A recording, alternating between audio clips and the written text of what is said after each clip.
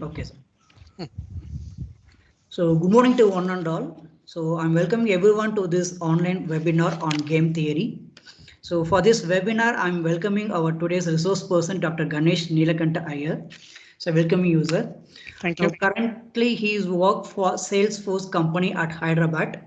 He has a strong inclination towards game theory. He applies game theory concepts for handling conflicts, enforcing cooperations, and for multi-agent system. And also, he is having technical knowledge and experience in various areas, including like machine learning, cloud computing, edge computing, and fog computing. He worked as associate professor in the Department of Computer Science and Engineering at Amartya Visva Vidyapeetham at Coimbatore campus. He completed his PhD degree from the National University of Singapore, and he has published several book chapters and research papers in international journals and conference. So once again, we are welcoming you, sir. So session is over to you. Before there is a one small suggestion to the participants. End of the sessions only you have the question and A. So Q&A you can able to raise yours queries and all. So in between the sessions, you should not ask any questions. So and after during the question and answers and after that we will share the feedback. So you can able to give your feedback to this seminar also. So once again welcome to everyone. So session is handed to you, sir. Thank you, sir. Thank you, Amrita Mysore, for this invitation. So this is going to be a high-level introduction to game theory and some examples from engineering, business, and movies, a lot of places. If you are not a mathematical guy, game theory is a mathematical subject. But if you are not a maths guy, enjoy the pictures I have taken during my many world trips and Dilbert comics I kept here and there. So I hope you will find something useful, at least a joke, if not game theory. So at present, I am a site reliability engineer working for Salesforce Hyderabad. And as Sir said, I have several years of industry and academic experience handling various roles, including architect, manager, technology evangelist, professor, and right now site reliability engineer. I have delivered talks and workshops in various countries, including US, Europe, Australia, and Asia. I'm a Kathakali artist. It's my personal passion, so you can see myself in different Kathakali costumes in this slide. I'm also a YouTuber, so the channel name is given here. Uh, I have around 15 videos exclusively for game theory and around 20 videos for machine learning and videos for other topics such as site reliability engineering. So feel free to use that because today you are going to get a high level overview and those videos are much more in-depth technically. So those who are interested to apply game theory in your research or in your studies, feel free to go and listen to my videos. I'm always there to help you in case you have any queries. The overview for today will be to give you an understanding of what is game theory and introduction to non-cooperative games. Believe me, non-cooperative games itself needs probably a 2-semester course to cover in depth. So what we are seeing is a trailer of that, a very high level introduction. So I will cover simultaneous games, sequential games, and repeated games. If time permits, we might also look at evolutionary games. If not, as I said, there is a video which only tells about evolutionary games in my YouTube channel. Some of the applications that we will touch upon include networks, cloud computing, content delivery networks, trust and reputation, hijacking a president, chocolate war, a lot of things. So I'm sure no matter what background you are from, you will be able to understand and appreciate the concepts by end of 1 hour. With that, let me start. So overview of game theory. Game theory is all about analysis of situations where conflict of interest are present. For example, look, two drivers who are coming towards a single lane road. The game of chicken says driver who steer away loses. So what should driver do? Essentially, this is a goal that And the goal of game theory is to prescribe how such conflicts can be resolved. And just believe me once, we apply game theory in every part of our life unknowingly. Right from choosing to attend this webinar, to choosing a elective subject in your course, to choosing a food item when you go out with your friends into a restaurant, everywhere you apply game theory. So you will probably understand some of those situations and correlate as I explain some principles. So game theory is a study of how people interact and make decisions. The outcome of a person's decision depends not just on how they choose among several options, but also on the choices made by the people they are interacting with. That is a key principle behind game theory. So you imagine a situation where, say, I'm sure a lot of you will come across situation where you need to choose an elective in your course, in your degree or wherever. You choose an elective based on certain prescription like, okay, if I choose this elective, this is the potential grade I look at, these are the helps I try to look at and things like that. But you may not end up getting the same, right? You may end up getting a different grade or a different way of learning due to other circumstances, maybe your environment, maybe other people who have taken the course. Maybe the faculty was not the same as what you were anticipating when you chose that course. Multiple action, multiple things that matters. So that says outcome of your decision depends on not only your options, but also what others have chosen as part of the game. So if you have some computer science background, you understand one of the key protocols in computer networks is TCP, Transport Control Protocol. And one of the primary use cases for TCP is congestion control. Now, if you are not from computer science background, absolutely no worries. Think this as a traffic on a road. You are traveling through a road, there is a junction. Just imagine this is a traffic and traffic congestion. Just understand. Now, the congestion control protocol says it is additive in increase and multiplicative decrease. That means, as you can see in the picture, first the source will send one packet. So maybe one vehicle going. If it is able to go through and get an acknowledgement properly, send two. If two of them are going properly, send 3, 4, 5, etc. etc. That means your increase is additive in nature.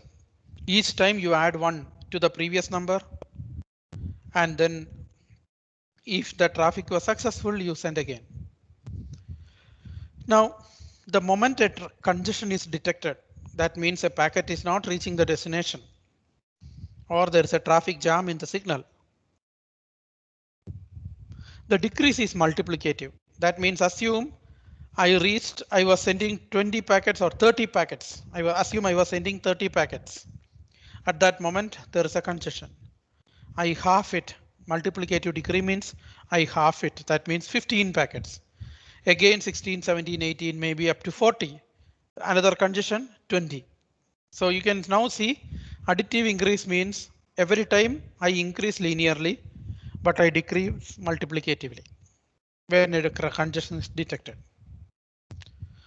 Now, how game theory comes into picture here is, this is a rule. Assume this AIMD is a rule told to every packet or every source or every vehicle in the traffic. If you imagine a traffic jam. Now, should I use a correctly implemented TCP which has a backoff mechanism, where it decreases multiplicatively and increases linearly? Or using a defective mechanism where I don't listen to these algorithms, I will just move away. If there is a space there, let me just go through and then pass by that traffic jam as quickly as I can. That is a defective implementation. So this is an example of a two-player game in game theory. And let's put some numbers into that game. Assume there are two players who are playing this, which means two people are trying to send packets, or two vehicles are affected by the traffic jam. whatever way you take. Assume both uses a correct implementation. Then both gets 1 millisecond delay. That means there's a 1 millisecond delay to cross through the traffic. If one of the players use correct implementation and one uses defective implementation, the one who uses correct is 4 milliseconds because the other guy was struggling through and then trying to pass through. He managed to pass because the other guy is obedient, so he did not get any delay. Now, if both of them are struggling, both of them are shouting at each other, finding some hotspot and then trying to pass through the traffic, they get a 3 millisecond delay each. Now, take a moment and think, if you were one of the two players, will you use a correct implementation or a defective implementation? Can you just think for a minute?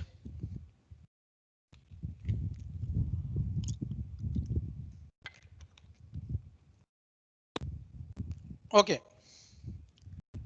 So keep that in mind. Try to calculate while I explain a little more. We might hopefully come back to this again. So what does it mean to say that an agent is self-interested? So you can see in this cartoon, everyone care only about themselves, not about anyone else. So maybe they are all caring about their dollars, their money, their economy, their finance, their bank account. So self-interested agent means I have interest only on myself, but that doesn't mean I want to harm someone else. I only care about myself. It doesn't say that a self-interested agent doesn't mean they want to harm someone else. Okay. Now, each such self-interested agent has a utility function which quantifies degree of preference across alternatives. So assume you go to a restaurant with your friends. You will have various options available in the food menu. Now you have a preference to each item. Maybe you are a vegetarian, so you have zero preference to non-vegetarian items, or among vegetarian also, maybe you like only this kind of curries or dishes better than something else.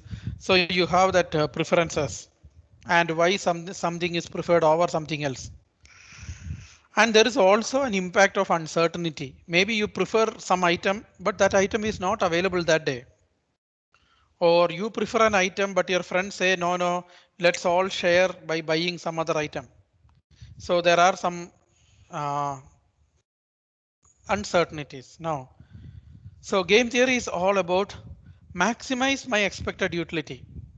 So the fact that I'm going to a restaurant, I want to maximize the happiness for my tummy. Now look at the options to make sure you are happy end of that meal. So with that basic introduction, what is a game? The game constitutes these elements. First one is a player who are decision makers.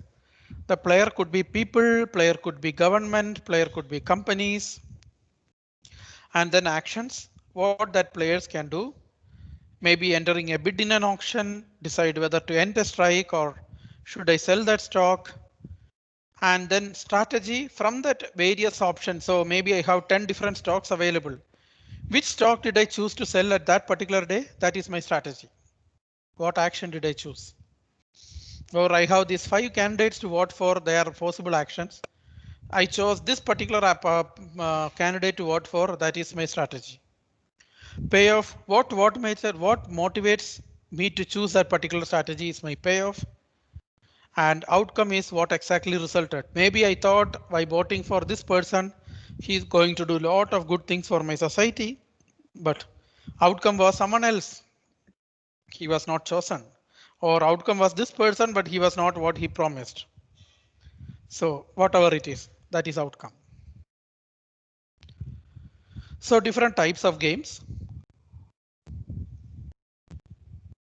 There are different ways games can be classified. This is a brief introduction to various classification. There could be simultaneous game and sequential game.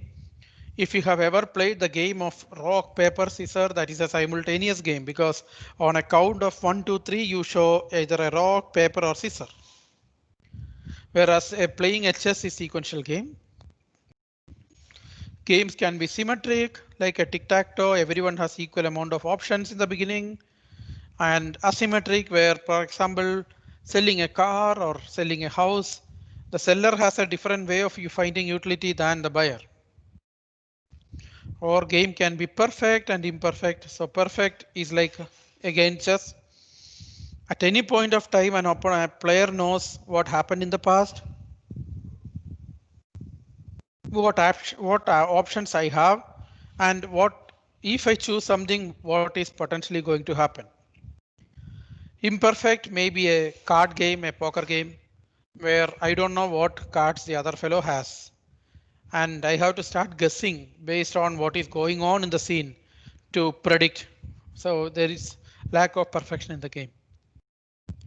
Cooperative game, where players need to cooperate together, and non-cooperative game where the players are not at all cooperative, they are fighting in nature. So we need some additional strategies to make sure they do something in cooperation. Zero sum game, where my gain is your loss, is zero sum game. So in a poker game, somebody loses some money, someone else will gain it.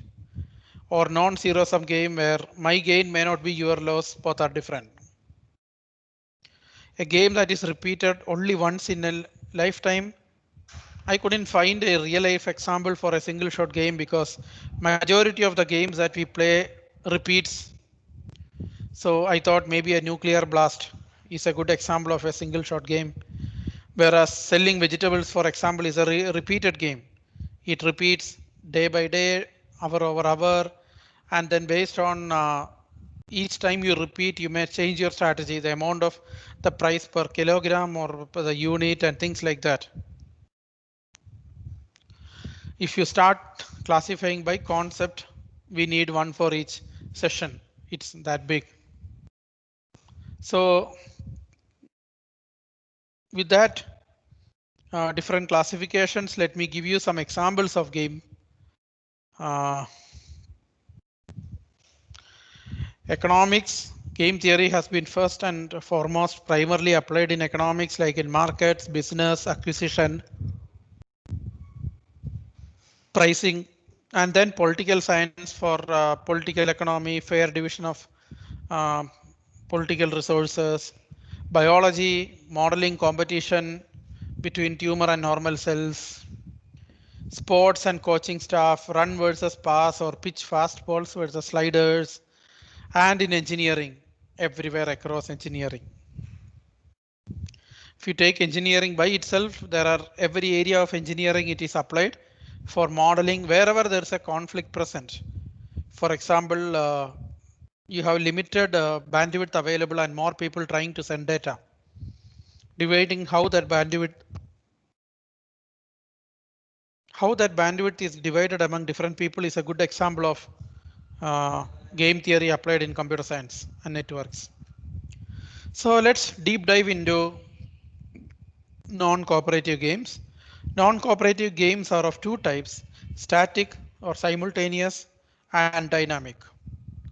Now, how do you represent a game? So the static game is, or simultaneous games are represented using normal form, also called as matrix form or strategic form. It is as if players move simultaneously, but strategies encode many things. And extensive form. So normal form is typically represented using matrix notation, a matrix or set theory. And whereas sequential moves or dynamic games where one player plays, then second player, and then third player, and maybe first player again, and so on and so forth. As you can see, the structure of the game visually, that itself says it is best expressed using extensive form games, including timing of moves. So normal form representation includes players, action set for each player, and utility function or the payoff. Let's see an example of a game and then see how do we represent that. So Roger and Colin play a game. Each one has a coin on their hand. They will show a coin simultaneously. If both show heads, no money is exchanged. It's a draw. If Roger show head and Colin show tail, Colin will give Roger $1. If Roger shows tail and Colin shows head, Roger will pay Colin $1. If both show tails, then Colin will give Roger $2. Let's see how do we represent such a game. So as I said, this is a simultaneous game because both of them will show a coin, head or tail simultaneously. To represent such game, we use a matrix. This is how a matrix looks like. The row is one player, column is one player. Different rows represent different actions that Roger has, and different columns represent different actions that Colin has. Now let's start putting values. Both show head means no money is exchanged. Roger pays 0, Colin pays 0. If Roger shows head and Colin shows tail, Colin pays $1 and Roger gets $1. And let's fill again.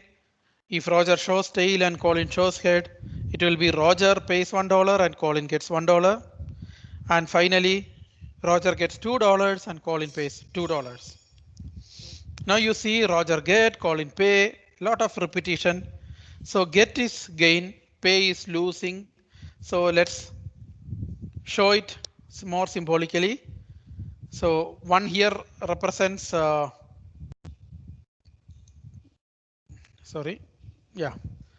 here represents that Roger gains $1, Colin loses $1 is -1. The first number naturally represents the utility for row player. The second number represents the utility for the column player. So one here represents what Roger gets and -1 represent what Colin gets. I'm telling about the cell head comma say tail. If it is tail comma tail, 2 represents says that Roger gets $2 and Colin loses $2. Hope that is clear. Since it's a zero sum game, which means one player gain is one player's loss, I can ignore the values of column player. I can simply represent the values of row player. So one here means Roger gains $1, Colin loses $1. Tail head is -1 means Roger loses $1, Colin gains $1, etc. Now let's go back to our TCP backoff game. What do you think we can represent that? So if both uses correct implementation, both gets 1 millisecond delay, and delay is a negative impact, right? The more the delay, the bad it is, the worse it is. So I represent it as -1 comma -1, and one correct and one defective -4 comma 0. Both defective -3 comma -3. So this is how our first discussed TCP game gets converted. The traffic game gets converted. But what about a large collective game? The matrix looks good, okay, but if there are only 2 players, if there are 3 players, matrix is already complex, correct? So what if there are 10,000 players? 1 crore people. So that is when I go through set notations to represent the game, not a matrix. So you can see here the players are 10,000 action set is assume this is a game of revolt or not revolt in a country for some bill or some tax. So the action is either I should revolt or I should not revolt. And utilities are if more than 2,000 people are revolting, 20 lakhs people are more than 20 lakhs people are revolting. Utility is 1. And if I was also revolting. So if the number of people who revolt was less than 20 lakhs, and I was one of the revolting, maybe I'm put in jail and nothing happened, so -1. If less than 20 lakhs people are revolted, and I was not among the revoltee, business as usual, neither gain nor lose. Assume that is an example. This is how I can represent. Okay, so now it's a corona and quarantine time. Some quarantine jokes here. Enjoy.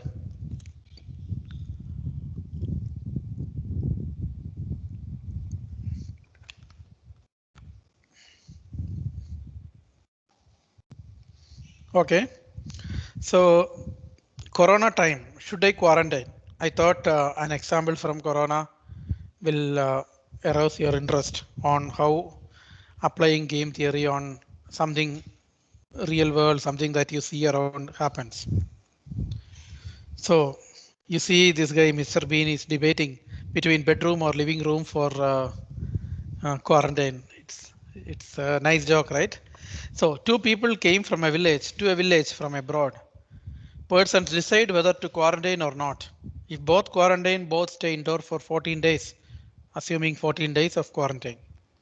If both do not quarantine, then both will be sentenced to 56 days in hospital, maybe infected or jail for violation of rules. If one quarantine and other does not, the one quarantine gets freed after 14 days. The one not quarantine will get 28 days of jail slash hospitalization. It's only a representative example. The days are all representative. You can change anything. So if you are one of the two, what will you do? Should I quarantine? You can actually start putting that into your matrix. You will get some data. You can then analyze. Is it better to quarantine or not quarantine? Now let's see, how do I analyze this?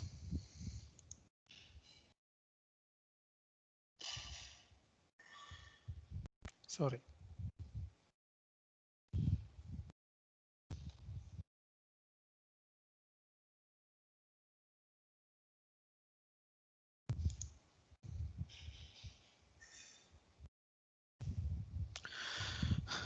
So assume I am person one. If I quarantine, what is the maximum number of days I need to stay in indoor? It is 14 days, hoping that no corona affects me. So, and if I do not quarantine, there is a chance that I may need to be in affected up to 56 days, depending upon other guy's action. So between 14 and 56, what is better? It's better that I quarantine. So I will choose quarantine. Being a symmetric game, the other player, if he analyze, he will see same action, the second value in each cell. So if I quarantine, maximum is 14. If I do not quarantine, the up to 56 or better is 14. So let me choose 14. So it is better to obey rules, guys. And there is no reason to violate that rule. If I violate, I may be in jail or hospital for more days, money waste and reputation waste and a lot of other things, my time waste. So obey the instructions by government. Let's overcome this tough time situation soon. Okay, so 30 minutes since the presentation, I'm going to tell you the hello world of game theory. Prisoner's dilemma is the hello world. The first example typically discussed. I have taken actually just maybe a hello example still now. Now this is the hello world example that you will see in most of the books or papers that you read about game theory. And believe me, there's a textbook only on prisoner's dilemma. That was that game is the extensions and deviations of prisoner's dilemma. So two suspects arrested for a crime. The prisoners decide whether to confess or not to confess. They are in two different rooms. They are being questioned separately. If both confess, both will be sentenced to 3 months of jail. That is a punishment. If both do not confess, 1 month of jail. After that, they will be freed because no evidence against them. So they have to free them. If one confess, admits that, okay, we both did all these bad things. These are the proofs. Whereas the other guy is still telling, no, we did not do. I was in a marriage. I was attending something. So the one who confessed became a victim. He will be freed immediately, 0 months jail. And the other guy is sentenced to 9 months jail for telling lie. So if you are one of the two prisoners, what should you do? Can you take a moment and then think?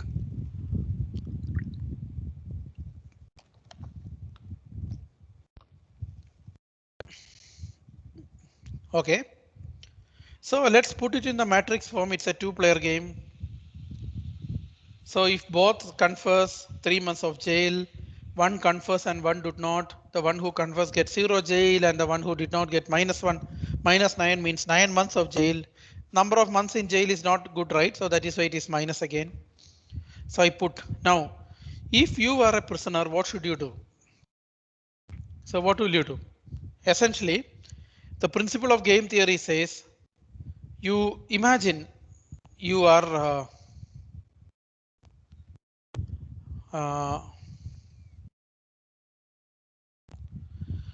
your first action is a confess. Now think, if prisoner 1 is confessing, you are a prisoner 2, what are your outcomes, possible outcomes? If prisoner 1 is going to confess, that is first column, and you as a prisoner 2, you can either confess and get 3 months jail or do not confess and get 9 months jail. So since you do not know what other guy will choose, what is safe for you? 3 months jail. Confess. Now, if he do not confess, you may either get freed immediately or you may be in jail for 1 month. What is better for you? You get freed immediately. So irrespective of the other player's action, for you, it turns out that confess is better.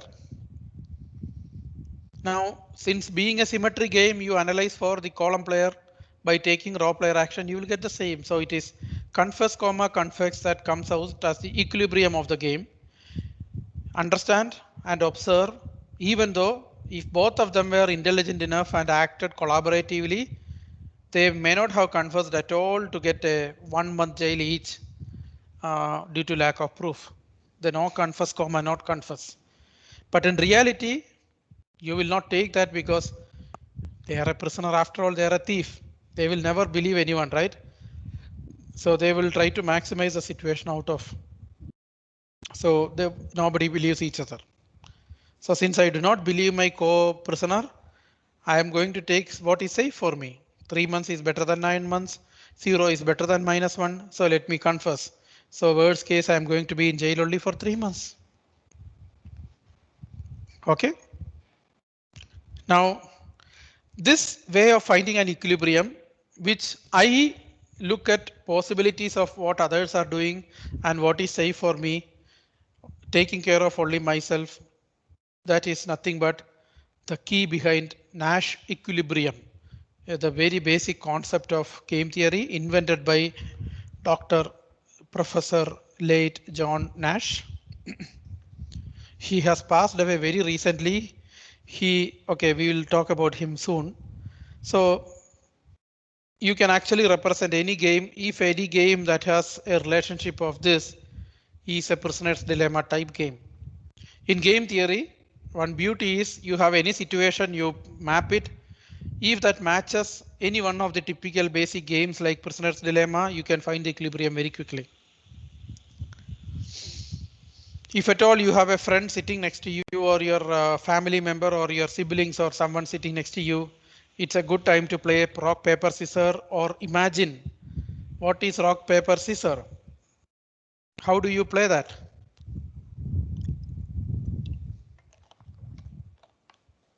So you know the rules of rock, paper, scissors, right? The scissor beats paper because scissor can cut a paper. Paper beats rock because paper can cover a rock. Rock beats scissors because rock can cut a scissor into pieces. So this is a good example of a game where you cannot say rock, paper, or scissor will always be a winning. They all take equal probability, right? So this is an example of a game which does not have a pure Nash equilibrium. If I put this into a matrix form, I will not be able to choose one particular row or one particular column as a winning column or winning row. Rather, a probability of 1/3 of all of them is my equilibrium, that is mixed strategy Nash equilibrium. So you see a sample matrix for rock, paper, scissors. If both of the players choose same item, it's a draw, 0, 0. If rock versus paper, rock is losing, paper is winning, -1, 1, and follows. Again, the values are representative just to show how similar and dissimilar they are. So he is Professor John Nash.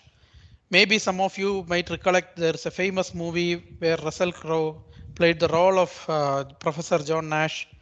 In the movie name is A Beautiful Mind, which portrays his life. And Professor Nash is the first mathematician to receive Nobel Prize for economics. So if you know, the interesting story about Nobel is Nobel hate mathematicians. So if you see, Nobel Prize is there for every other field, not for mathematics. It is there for physics, chemistry, biology, economics, but not for mathematics. So, but John Nash equilibrium concepts and other contributions in game theory really changed how business is being done in economics. So it has been heavily applied in economics, and in 1990s, early 1990s, he has been recognized by giving a Nobel Prize. So you can find apply game theory to any such matrix is another example of 3 strategies, 3 actions for each player. So I take each row, see what is best for me. So if player 2 plays L, best for me is medium M. If player 2 plays C, best for me is D. Next one, repeat for the column. And then wherever both of them joins, that is nothing but the Nash equilibrium, where both of them have a good place to play for. So 3,5 in this example. You can continue. Let me skip some of them in the interest of time.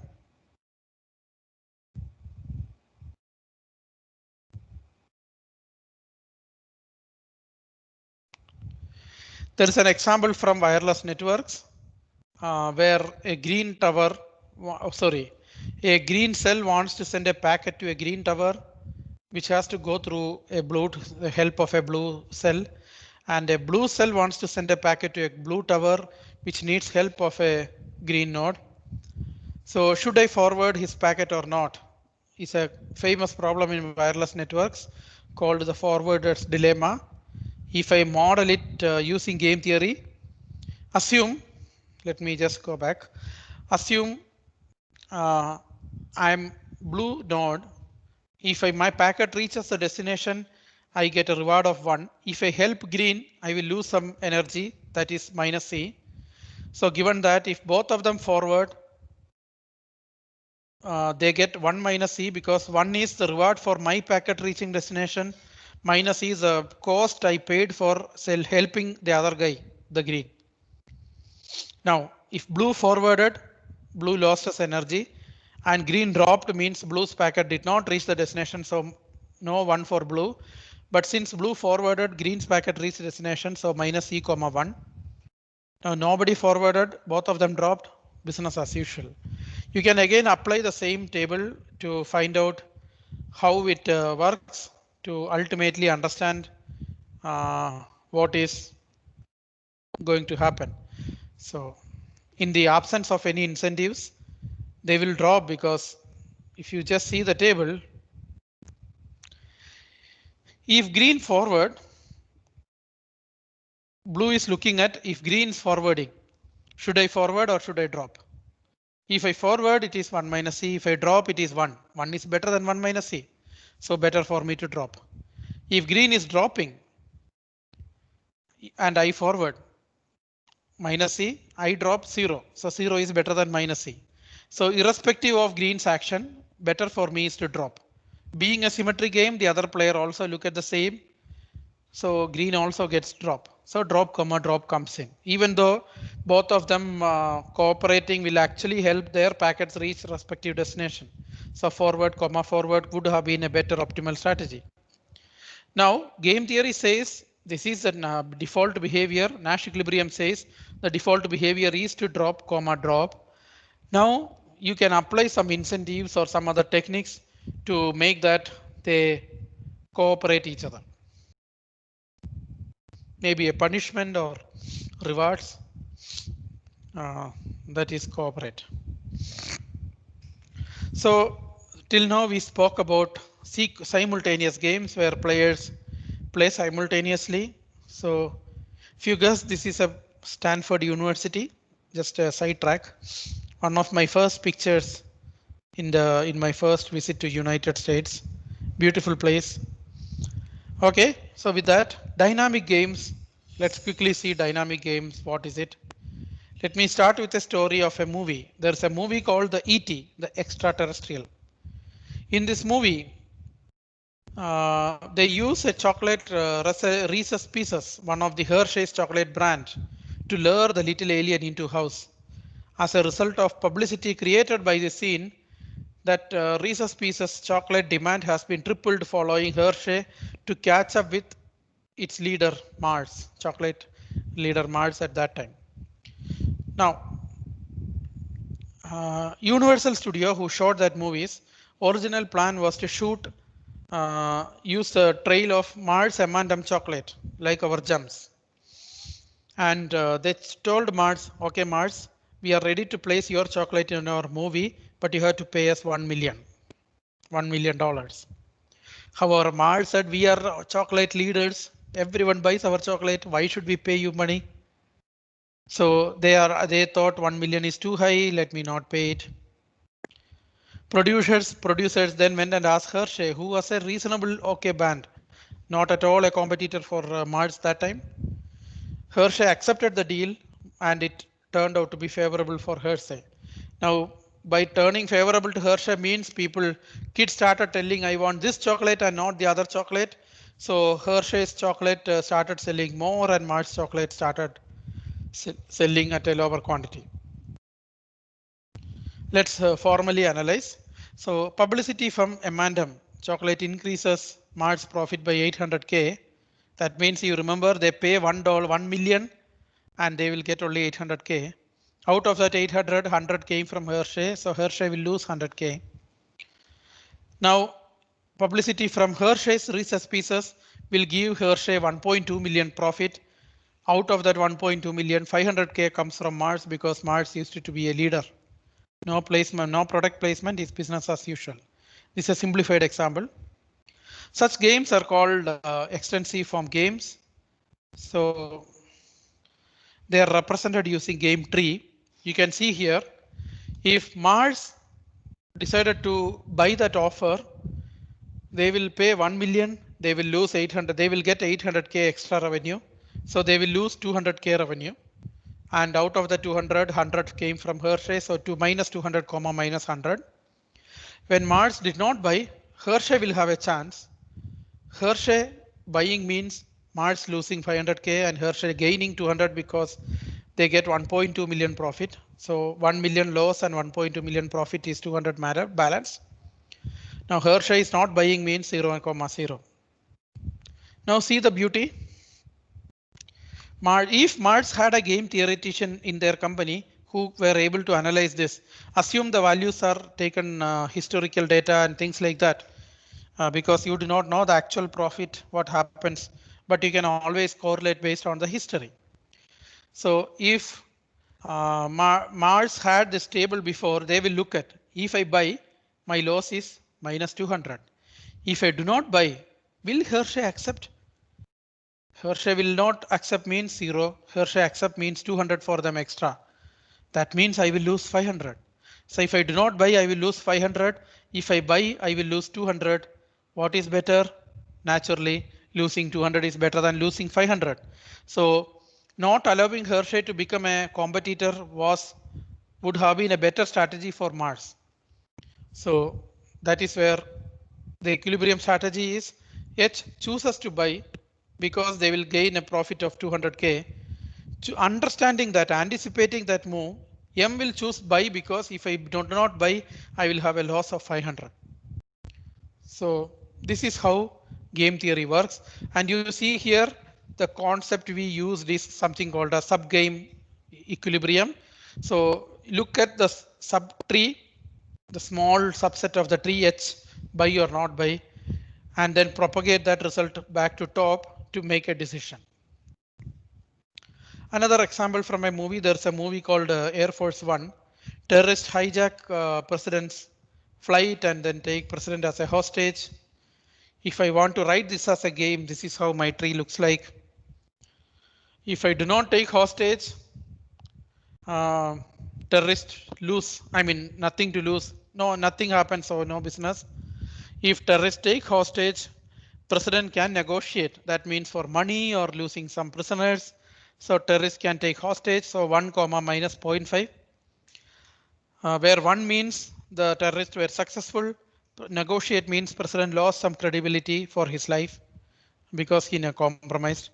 If he did not negotiate, terrorist has such an option to either kill the president, which means the president lost everything, whereas terrorist lost more, maybe the resources, effort they put into do all this effort, but do not kill means they may end up in jail. So -1. Now, what will happen in the game? Let's go sub game. As I said, sub game perfect equilibrium. If we are in this leaf, what will happen? Minus 0.5 comma -1 and -1 comma 1. So terrorist minus 0.5 is better than -1. So if president is not at all cooperating, at least kill him and show their power. Better. Now president knows if I do not negotiate, I will end up getting -1. If I negotiate, it is minus 0.5. So better is minus 0.5.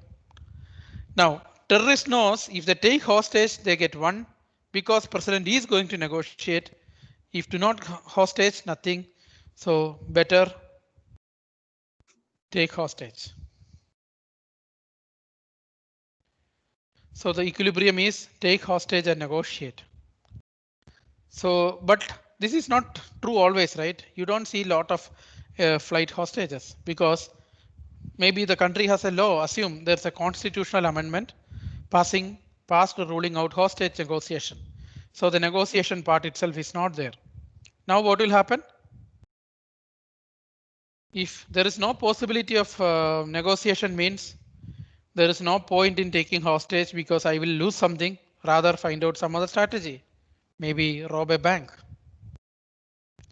So solving a sequential game is all about solving a tree, go backward step by step.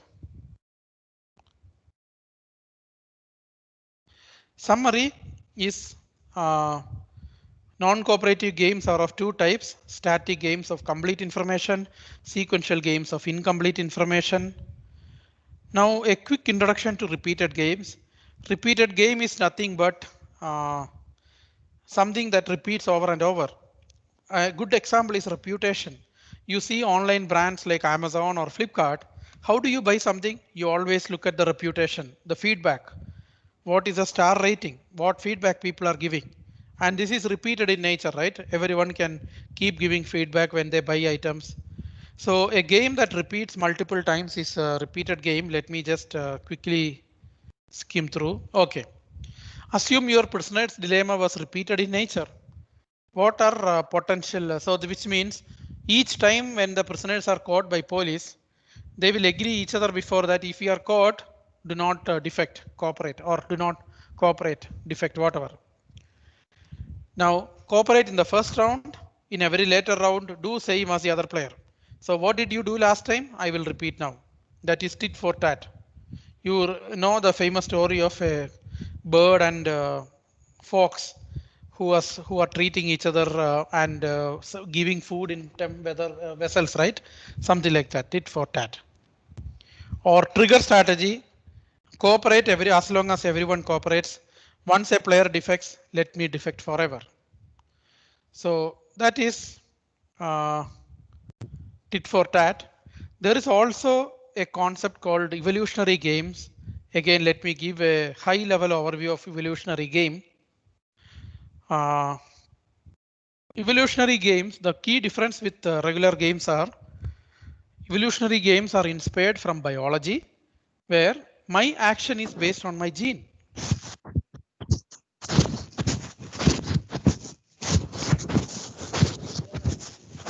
So biological agents make the decision.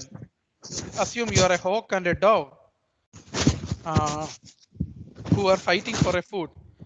The dove being a mild animal, it will deviate away, give up the food without fighting with the hawk. Whereas if two hawks come each other, they will fight each other, they will hurt each other and share some part of the food each other. If two doves, they will not fight, they will just simply share. So this is also a situation we come across. Being your gene determines what you are. And evolutionary game talks about changing the behavior of a gene and try to see how it affects. So a good example is say virus. You change the nature of the virus and see that can be less harmful.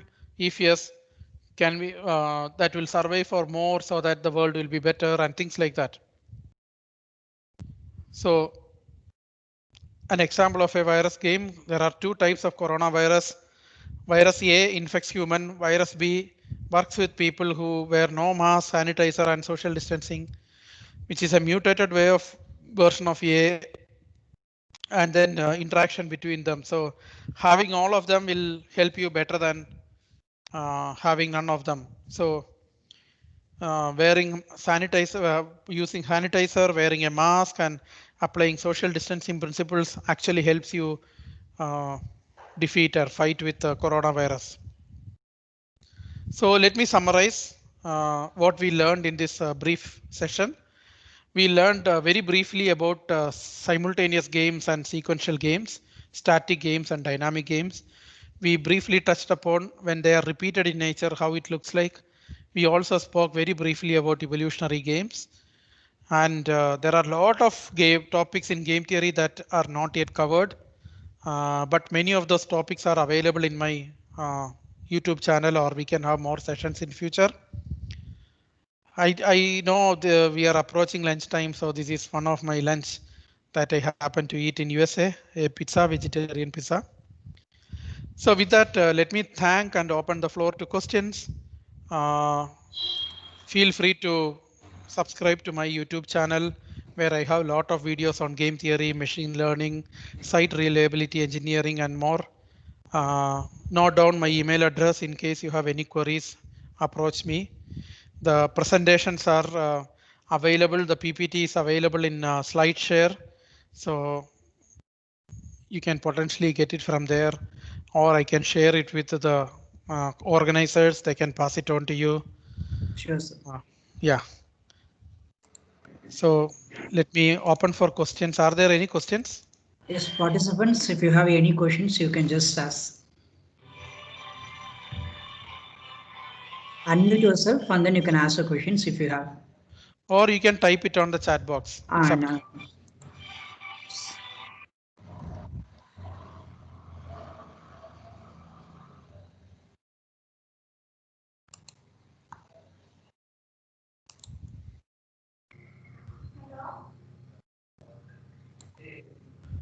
Okay, if no questions, can you at least give some feedback? Sir, I have a question, sir. Yeah, please. Sir, I don't know how much it is relevant to today's topic, but when I was reading through your profile, sir, there's a very interesting line which says machine learning in Kathakali. That is what it read. Sir, can you just give me 2 lines as to how you are applying machine learning, and very nice. Can you also apply this game concept in your dance form? That was my question. Very nice you brought up it. So nice of you going through profile and understanding about it. So I'm being a Kathakali artist. It was always in my back of my mind on understanding how can I use game theory, or sorry, how can I use the technology that I am aware of to popularize the art that also I am aware of. So with that mission, I was thinking and I understood, let me start small. So the first step I took was there are no data sets available for Kathakali, either for arts, dances, Kathakali dances, or Kathakali hand gestures, or Kathakali expressions. So with one student, we made a data set of various hand gestures in Kathakali. There are 24 hand gestures, so we made a data set. We have also published it, which is freely available in case you wish to use. And then what we did is we use that hand gestures database, applied convolutional neural networks. We first tried with the basic support vector machine. Naturally, we know that is probably going to fail because image dataset better works with deep learning.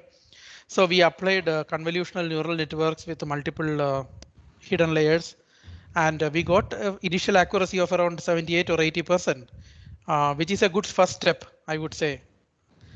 We published a paper also, and currently another work in progress is so this will help you understand a given hand gesture, what hand gesture it is, the name. The second step is, can we also interpret the meaning, which is going to take a lot more time. And parallelly, one more work that is completed and now writing paper is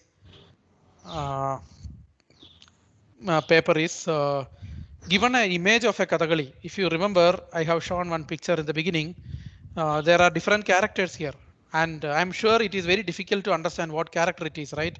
The one shown here is Krishna, or the one shown here is Shurpanaka, Duryodhana, Sita, Dushasana. It's very tough to understand. So being someone who is new to that art, giving an image, can it tell what type of a character it is? So that work is also completed. Again, we built a data set. I being a passionate Kathakali artist and one who watches a lot of Kathakali, my brother and myself, we together have a huge collection of Kathakali images. So making a data set was quite easy for us, not at all challenging. Real stage view of various angles and various views, and then that also got some 70 or 80% accuracy. Currently we are writing paper, we are doing consolidation and writing paper. So this is my first step. We need to still move forward a lot. Yeah. So hope I answered that part. Yeah, because that was very interesting line which I had not seen anywhere. So I did not know that we could apply this technique in dance forms also. So there are already existing attempts for other dances like Mohiniyattam or Bharatanatyam or Kathak and all. But for Kathakali, the gesture hand gesture database is completely different. It's a completely different language. So nobody has attempted. Similarly, the costumes in Kathakali are so vivid. You can't assume, you can't believe if you do not know Kathakali. Let me tell you, the one here is with the yellow and blue shade is also Krishna, Rama, Leva, Kusha, Lakshmana, everything of Krishna and his similar character. So it is based on character. So understanding the differentiating that is very tough. So that is where we started applying. And somebody asked me a question here asking, can game theory be integrated with decision making AI? Actually, game theory is an integral component of artificial intelligence. Artificial intelligence has various divisions. Machine learning is one way where you have historical data, you want to apply that and then try to predict. Whereas dynamically changing with respect to current nature, where the decision making under uncertainty, under given circumstances and environment is nothing but game theory principles. So game theory is a very important pillar of artificial intelligence. So it is, yeah. Thank you, Hrishikesh, for bringing up that question. And I think Suresh sir has kept the feedback form. Please do not forget to give your feedback. Yes, participants, please make note of it. Please fill the feedback form as soon as possible. Only the 2 minutes or less than a minute only. So please fill it. So I think there is one more question which says, is it basic to the future technology? If so, then explain how it is useful. I think that is one question by Deepthi. Will game theory become a basic to future technology? So game theory is actually used for modeling many of the issues, real-time issues. Like maybe when the coronavirus vaccine researchers, when they research on a new vaccine, they might interact, they might apply game theory to understand how that vaccine interacts with that particular damaged cell, the cell damaged by the virus, to initially through simulations, right? Initially they have to apply mathematics, apply modeling. And there I'm 100% sure they are using game theory principles like evolutionary games to initially model and get some initial results before even they start applying to an animal. So, and that is only one place. Now, if you see cricket or if you see any places, in any situation where you see the core initial mathematical modeling or the initial understanding or the fundamental modeling goes back to game theory principles. What you have seen today is, as I said, a spoon of what game theory is. If it is an ocean, we have seen a spoon of it. That's all. It's very basic. But it is heavily used. If you just go to scholar.google.com and search for game theory versus space, one of the current technology or new technology, you will see how popular it is, how much it is used in various modeling situations. Yeah. Okay. Hello. Yes. Yeah, sir. This is Israel from Bangalore. I have one doubt. Is this game theory integral part of data analytics also? Because data analytics and data algorithms. Because I myself as a game designer, I use most of our data analytical algorithms for my games. Okay. So the typical data analytics deals with lot of data, right? You have a lot of data.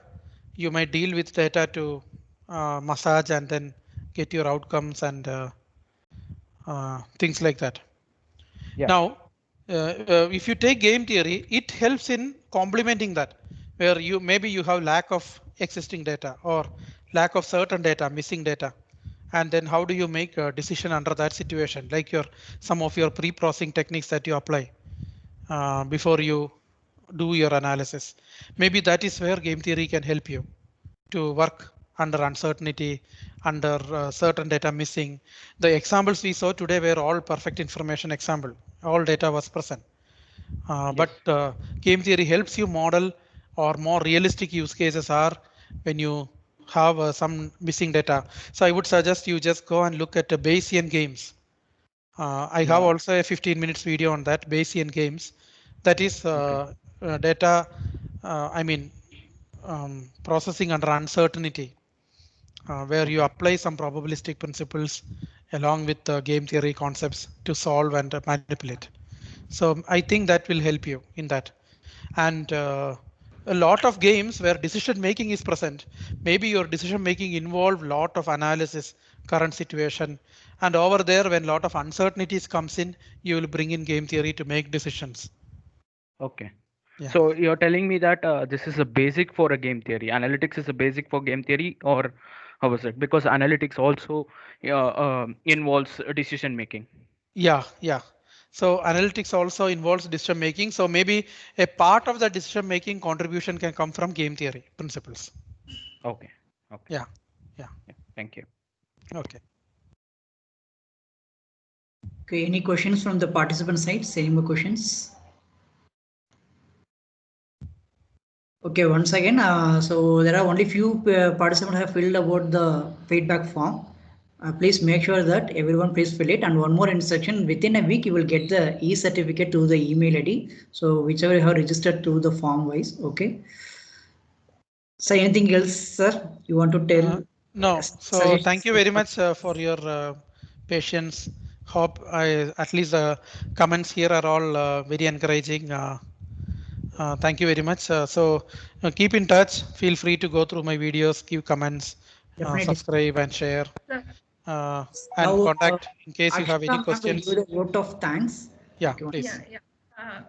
Ganesh sir, we thank you wholeheartedly for giving us inputs on self-interest agents, and basically what is the definition of a game and what are the types of games and game theory applications. It may be the chocolate wars or hijacking and etc. examples that you have given.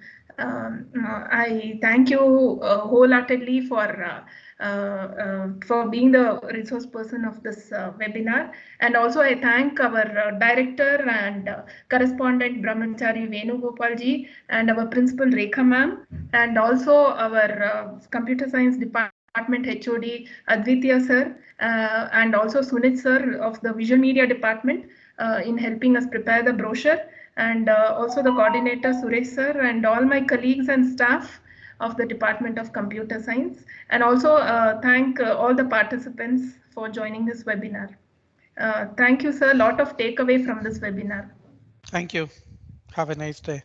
Thank you, sir. Thank you. Yeah. Thanks for all the Thanks. participants. Okay. So you can stop recording, sir. Yes, I will do so. And please share the recording, because as I said, I will